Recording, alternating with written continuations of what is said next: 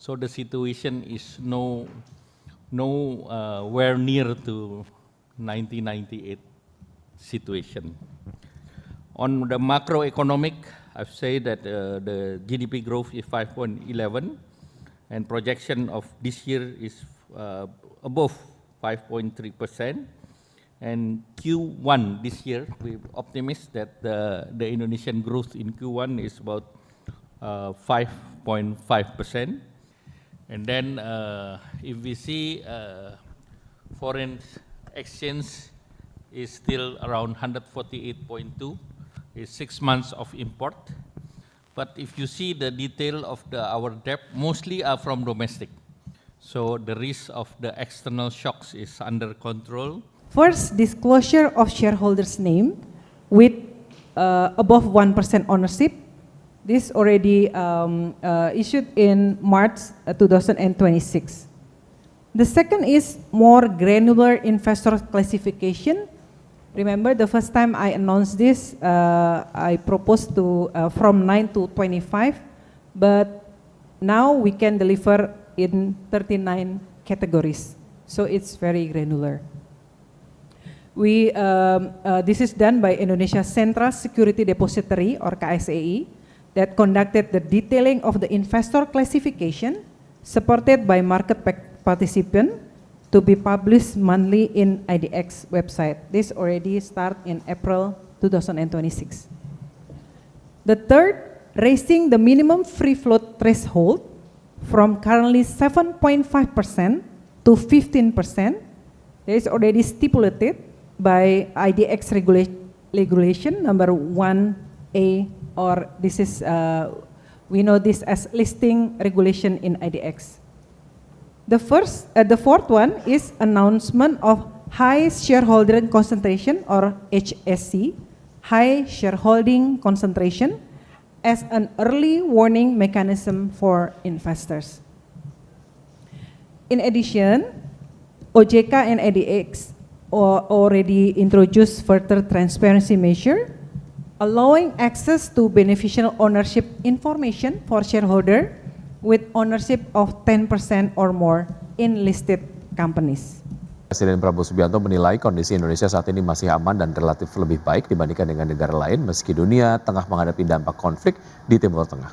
Prabowo juga mengakui telah mempelajari berbagai data dan laporan dari para menterinya terkait kondisi ekonomi dan ketahanan nasional. Dalam taklimatnya di Istana Negara, Prabowo mengatakan krisis global akibat konflik Timur Tengah menjadi pengingat pentingnya pengelolaan sumber daya alam sebagaimana telah ditegaskan para pendiri bangsa. Prabowo menegaskan konstitusi melalui Undang-Undang Dasar 1945 telah mengamanatkan bahwa bumi dan air harus dikuasai oleh negara karena menyangkut hajat hidup orang banyak. Hal tersebut membuat kondisi Indonesia menjadi jauh lebih baik dibandingkan negara lainnya. Jadi saudara-saudara, apa yang kita alami sekarang, krisis yang terjadi di Timur Tengah yang membuat harga energi menjulang, sebenarnya kita harus yakini dan kita harus syukuri bahwa kondisi bangsa kita berada dalam kondisi yang jauh lebih baik dari bangsa-bangsa lain. Saya telah mempelajari data-data angka-angka dan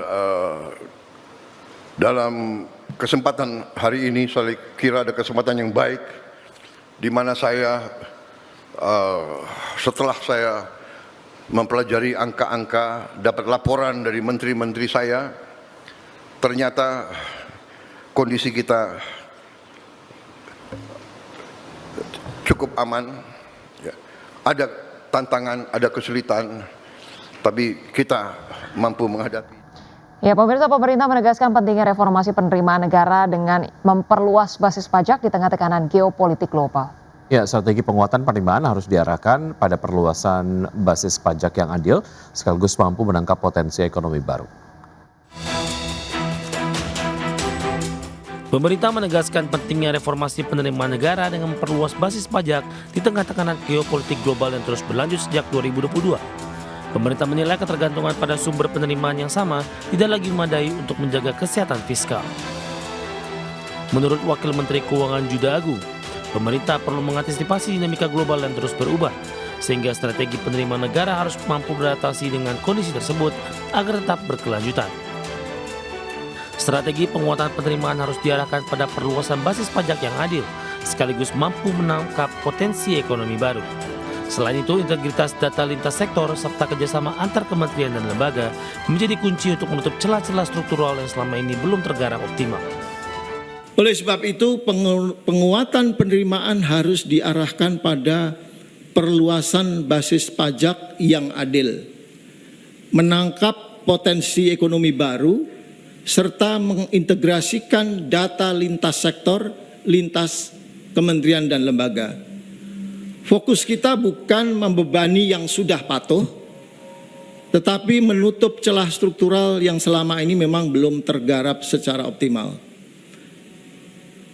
Pesan sederhananya adalah penerimaan yang sehat adalah penerimaan yang tumbuh seiring dengan ekonomi. Juda menekankan pemerintah tidak akan menambah beban bagi wajib pajak yang sudah patuh. Sebaliknya, upaya akan terus difokuskan pada peningkatan kepatuhan dari sektor yang belum optimal. Juda meyakini dengan prinsip penerimaan negara yang sehat, maka ekonomi akan semakin kuat menghadapi goncangan. Jakarta, Raharjo Patmoa, Exchange. Ya, Bank Indonesia menyatakan ruang penurunan suku bunga acuan atau BI rate ke depan diperkirakan semakin terbatas. Langkah tersebut dibutuhkan untuk tetap menjaga stabilitas rupiah dan ketahanan operasi moneter. Bank Indonesia menyatakan ruang penurunan suku bunga acuan atau BI rate ke depan diperkirakan semakin terbatas. Keterbatasan penurunan suku bunga acuan ini dipengaruhi oleh ketidakpastian global yang meningkat akibat konflik berkepanjangan antara Amerika Serikat dan Israel melawan Iran. Dalam rapat kerja bersama Komisi 11 DPR RI, Gubernur BI Peri Warjio menegaskan BI rate masih dipertahankan di level 4,75%. Upaya Bank Sentral menahan suku bunga didorong situasi yang menuntut Bank Indonesia untuk lebih mengutamakan stabilitas dalam menentukan kebijakan moneter. Meskipun BI rate kami pertahankan 4,75, nampaknya ke depan untuk ruang penurunannya kemungkinan semakin lama semakin tertutup, dan kami pun juga harus kemudian menyikapinya untuk menggunakan untuk stabilitas. Oleh karena itu, kenapa sekarang untuk tahun 2026 ini untuk SRBI-nya grafik sana mulai akan naik. Ini agar memang kami harus juga membalans antara keperluan menstabilkan nilai tukar, intervensi, dan juga bagaimana supaya outflow itu tidak terlalu buruk sehingga kemudian masih terjadi outflow. Peri menyebut konflik geopolitik saat ini telah memperburuk prospek perekonomian global. Apalagi pertumbuhan ekonomi dunia pada 2026 diperkirakan melemah menjadi 3,1% atau turun dari proyeksi sebelumnya sebesar 3,2%.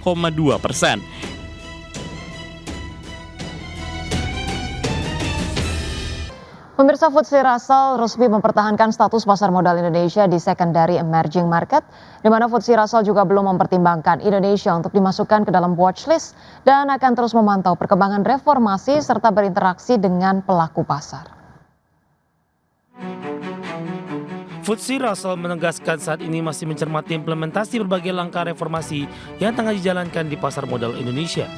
Langkah pemantauan ini dilakukan setelah FTSE Russell menunda peninjauan indeks Indonesia di Maret 2026.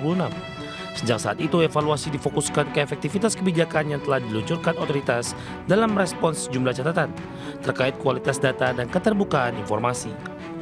Sejumlah inisiatif yang telah diperkenalkan diantaranya peningkatan keterbukaan pemegang saham, perluasan klasifikasi investor, penerapan batas minimum free float, serta penguatan sistem pengawasan pasar. Reformasi ini diharapkan dapat memperbaiki keandalan data serta meningkatkan kepercayaan investor. FTSE Russell menegaskan akan terus berkoordinasi dengan pelaku pasar untuk menghimpun masukan atas implementasi kebijakan tersebut. Hasil pemantauan ini akan menjadi salah satu dasar dalam menentukan perlakuan terhadap sekuritas Indonesia pada peninjauan indeks berikutnya. Berikut poin-poin utama dari pengumuman FTSE Russell terkait Indonesia status tetap. Indonesia masih berada pada kategori secondary emerging market, sehingga FTSE Russell belum mempertimbangkan Indonesia untuk dimasukkan ke dalam daftar pemantauan. FTSE Russell terus memonitor reformasi integritas pasar modal Indonesia. Penilaian difokuskan ke peningkatan transparansi, integritas, dan tata kelola pasar. Evaluasi dilakukan setelah penundaan indeks review Indonesia di Maret 2026. Menjawab isu transparansi dan keandalan data yang sebelumnya disorot, FTSE Russell akan terus berdialog dengan investor dan pelaku pasar untuk mendapatkan masukan. Keputusan lanjutan akan diumumkan menjelang indeks review Juni 2026.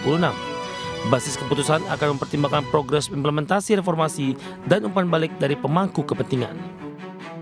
Sementara itu, analis saham dalam publikasi riset tim analis Lotus Andalan Sekuritas mengatakan rumor yang berkembang bursa saham Indonesia terancam dikeluarkan dari kategori secondary emerging market oleh FTSE Russell dibantah dengan fakta terbaru. Sebuah indikator penting bahwa tidak ada proses downgrade yang sedang berjalan. Dan bagi sumber untuk KDX Channel. Pemirsa, arus keluar dana asing dari pasar negara berkembang atau emerging markets melonjak tajam pada Maret 2026 mencapai 70,3 miliar dolar Amerika. Meski demikian, Institute of International Finance menilai tekanan outflow pada Maret belum mencerminkan krisis pendanaan secara menyeluruh dan menyebut kondisi ini sebagai periode risk off yang terkonsentrasi. Arus keluar dana asing dari pasar negara berkembang atau emerging markets melonjak tajam pada Maret 2026 mencapai 70,3 miliar US dollar atau terbesar sejak gejolak pasar pada awal pandemi 2020. Melansir Reuters, data dari Institute of International Finance (IIF) menunjukkan tekanan terbesar berasal dari aksi jual di pasar saham terutama di kawasan Asia. Selain itu, investor juga menarik dana dari instrumen pendapatan tetap. IIF menyebut kondisi ini sebagai pembalikan tajam dari arus masuk dana yang sangat besar pada Januari dan masih positif pada Februari. Perubahan ini mencerminkan pergeseran rezim akibat guncangan geopolitik besar, khususnya konflik Iran yang pecah sejak akhir Februari. Secara rinci, arus keluar dari saham negara berkembang mencapai 56 miliar US dollar, terbesar dalam setidaknya 2 dekade terakhir. Laporan tersebut menunjukkan bahwa Asia menjadi pusat tekanan terbesar. Kawasan emerging Asia menyerap hampir seluruh pembalikan arus dana di pasar saham setelah sebelumnya menikmati aliran dana masuk yang kuat di awal tahun. Ekonom senior IIF Jonathan Fortune menilai kondisi ini mencerminkan kerentanan Asia terhadap lonjakan harga minyak serta penyesuaian portofolio berbasis saham teknologi. Meski demikian, Fortune menilai tekanan pada Maret belum mencerminkan krisis pendanaan secara menyeluruh di seluruh aset negara berkembang. Ia menyebut kondisi ini sebagai episode risk off yang terkonsentrasi. Berbagai sumber IDX Channel. Pemirsa, harga minyak merosot tajam pada perdagangan Rabu bahkan turun di bawah level $100 per barrel. Pemirsa, seiring dengan meningkatnya harapan Selat Hormuz akan segera dibuka kembali setelah Presiden Donald Trump menyetujui gencatan senjata 2 pekan dengan Iran.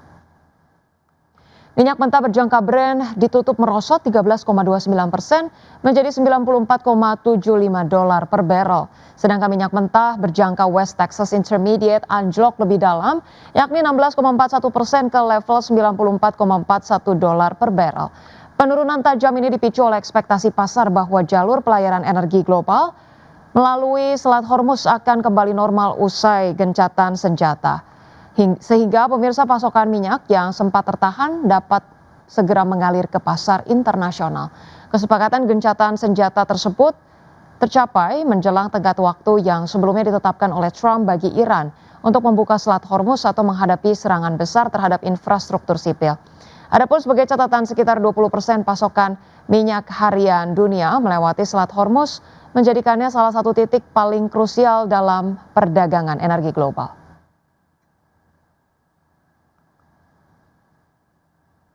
Ya, pemirsa, selanjutnya dari bursa global, bursa ekuitas Wall Street menguat tajam pada perdagangan Rabu setelah tercapainya gencatan senjata 2 pekan antara Amerika Serikat dan Iran memicu lonjakan sentimen investor.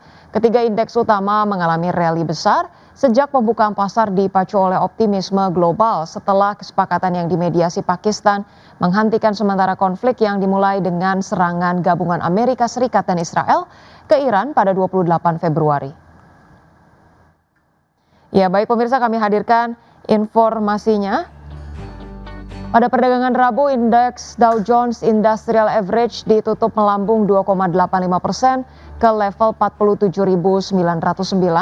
Kemudian indeks S&P 500 melesat 2,51% ke posisi 6.782 dan indeks Nasdaq Composite naik 2,8% ke level 22.634. Sementara itu pemirsa, bursa ekuitas Eropa melesat setelah Presiden Donald Trump menyetujui gencatan senjata selama 2 pekan dengan Iran. Karena investor optimistis jalur perdagangan energi melalui Selat Hormuz segera kembali normal.